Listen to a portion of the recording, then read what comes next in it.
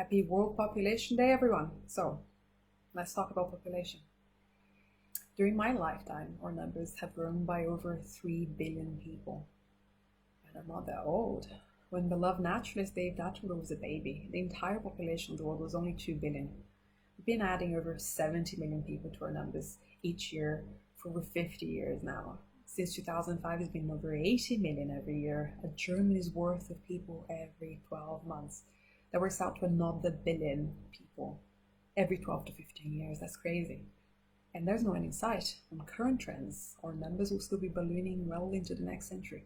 Now, why is that a problem? Well, for one, we know population growth is a primary driver of climate change, along with many other threats to human well-being and livelihoods. It's a threat multiplier.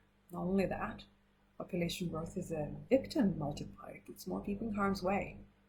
Now, we're taking enormous risks with all this population growth and taking risks also for people that haven't chosen to take those risks, children and future generations. So why are we doing that? Why are we taking on all these risks? Because we're still stuck on an antiquated way of thinking about parenthood. We tell ourselves that deciding to have children, any number of children, is entirely a matter of personal choice, no matter the circumstances. We act as though having complete reproductive freedom is more important than ensuring communities are able to look after their people, that communities are able to satisfy everyone's basic human rights over the foreseeable future, as they must.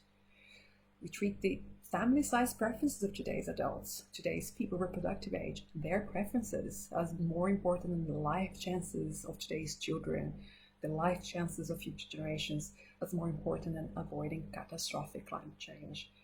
It's more important than anything that matters to us. That can't be right. The United Nations has always led the way when it comes to human rights. The right to have children was always meant to be exercised responsibly.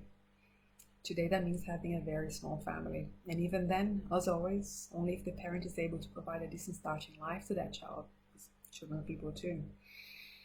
The UN Secretary General would show great moral leadership if he were to remind the world that this most consequential and impactful of freedoms, the right to create new people, is not unlimited.